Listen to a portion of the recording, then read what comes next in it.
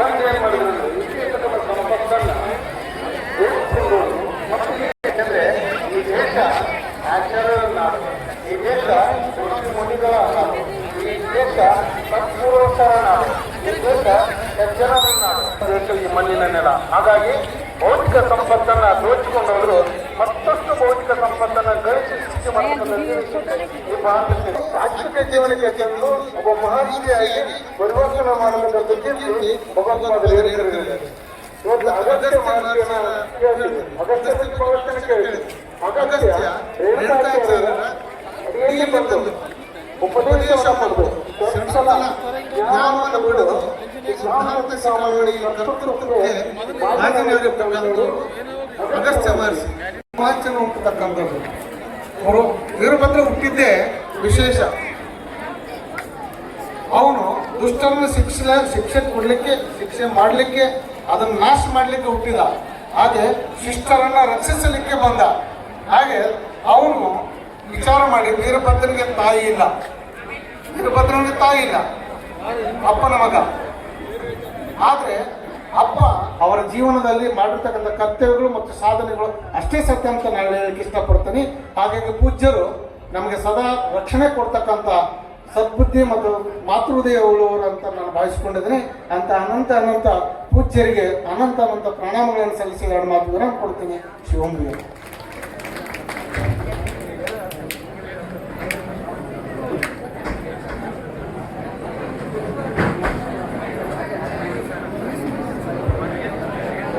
ಈ ಕಾರ್ಯಕ್ರಮದ ವೇದಿಕೆಯಲ್ಲಿ ದೋರನಹಳ್ಳಿ ಹಿರೇಮಠದ ಶ್ರೀ ಷಟಸ್ಥಲ ಬ್ರಹ್ಮಿ ಅಭಿನವ ಮಹಾಂತೇಶ್ವರ ಶಿವಾಚಾರ್ಯ ಅಧ್ಯಯನಶೀಲರಾಗಿ ಇದೀಗ ದೋರನಹಳ್ಳಿ ಹಿರೇಮಠದ ಪಟ್ಟಾಧ್ಯಕ್ಷರಾಗಿ ನಿಯುಕ್ತಿಗೊಂಡು ಧರ್ಮ ಕಟ್ಟುವಂತಹ ಕಾರ್ಯವನ್ನು ಮಾಡಿಕೊಂಡು ಬರ್ತಾ ಇದ್ದಾರೆ. ಅದೇ ರೀತಿಯಾಗಿ ವೇದಿಕೆ ಮೇಲೆ ಉಪಸ್ಥಿತರಿರುವ ನೀಲೂರಿನ ಶ್ರೀಗಳವರು ಜಗದ್ಗುರು ಮಹಾಸನ್ನಿಧಿಯವರಿಂದ ಆಶೀರ್ವಾದ ರಕ್ಷೆಯನ್ನು ಪಡ್ಕೊಳ್ಬೇಕು. ಹಣವಾಪುರದ ಶ್ರೀಗಳವರು ಸಹಿತವಾಗಿ ಆಶೀರ್ವಾದದ ರಕ್ಷೆಗೆ ಭಾಜನರಾಗಬೇಕು. ಕಡಣಿಯ ಶ್ರೀಗಳವರು ಮಹಾಸನ್ನಿಧಿಯವರ ಕೃಪಾಶೀರ್ವಾದವನ್ನು ಪಡೆದುಕೊಳ್ಳುವಂತರಾಗಬೇಕು. ಶ್ರೀ ದಯಾನಂದ ನಾಗರಹಳ್ಳಿ ಇವರು ಮಹಾಸನ್ನಿಧಿಯವರ ಕೃಪಾಶೀರ್ವಾದಕ್ಕೆ ಭಾಜನರಾಗಬೇಕು. ಶ್ರೀ ನ್ಯಾಮತಿಯ ಬಸವರಾಜ್ ಅವರು ವೇದಿಕೆಗೆ ಆಗಮಿಸಿ ಜಗದ್ಗುರಾಚಾರ್ಯರಿಂದ ರಕ್ಷಾ ಕಾರುಣ್ಯವನ್ನು ಪಡೆದುಕೊಳ್ಳುವಂತರಾಗಬೇಕು. ಶ್ರೀಯುತ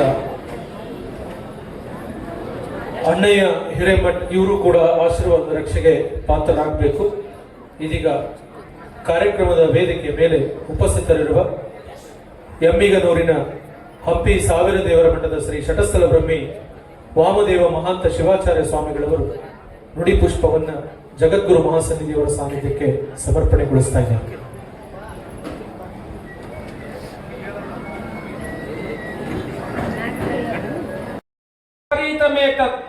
ಜ್ಞಾನಾಯ ದಾನಾಯ ಚ ರಕ್ಷಣಾಯ.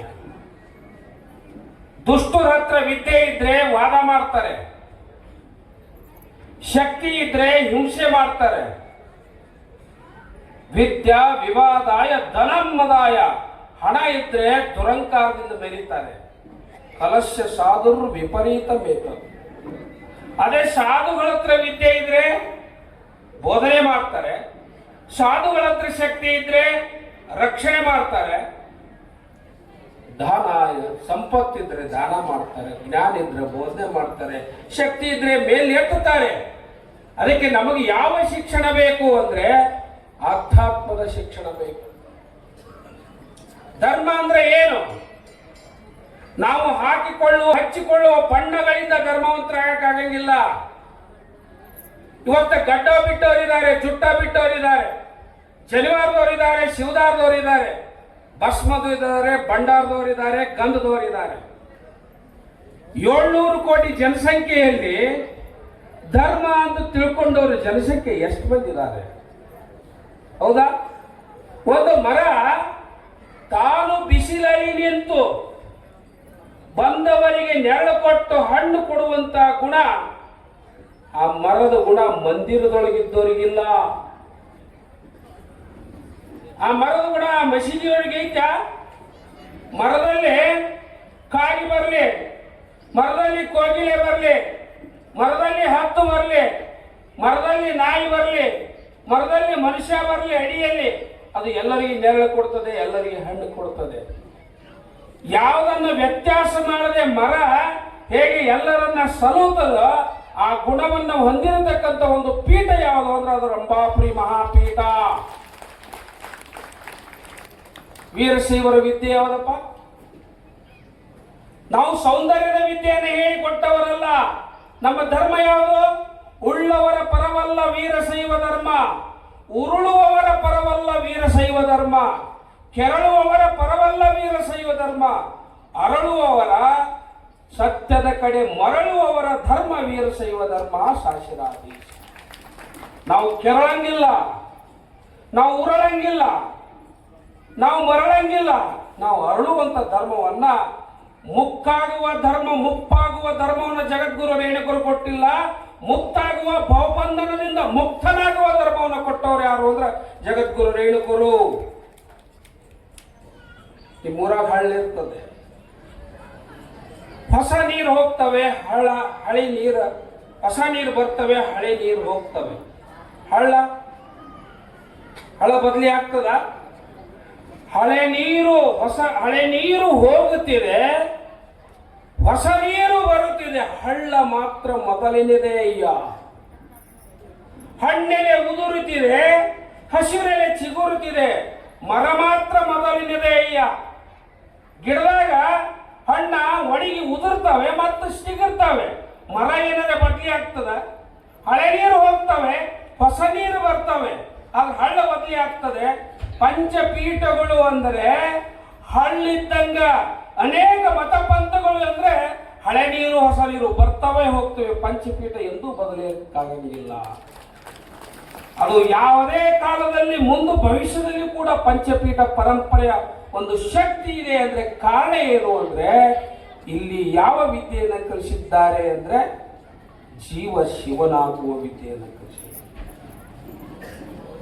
ಜೀವಾತ್ಮ ಪರಮಾತ್ಮನಾಗ್ಲಿಕ್ಕೆ, ಶಿವನಾಗ್ಲಿಕ್ಕೆ ಏನ್ ಮಾಡ್ಬೇಕಪ್ಪ? ಶಿವನಾಗ್ಲಿಕ್ಕೆ ಏನ್ ಮಾಡ್ಬೇಕು?